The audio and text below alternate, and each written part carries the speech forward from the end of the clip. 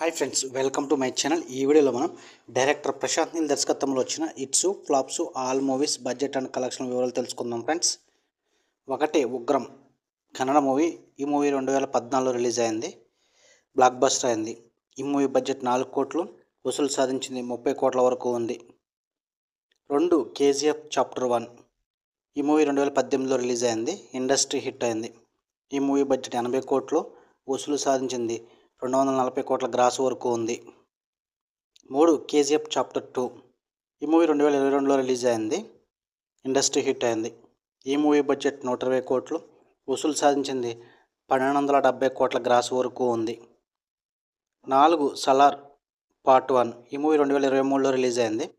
ఈ movie block buster అయింది. ఈ మూవీ బడ్జెట్ 260 కోట్లు.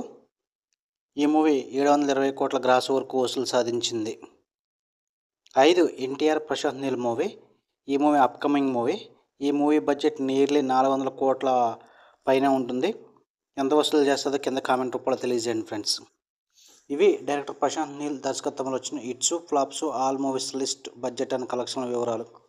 లైక్ చేయండి, షేర్ చేయండి, అలాగే మా ఛానల్ని సబ్స్క్రైబ్ చేసుకోండి. Thank you for watching.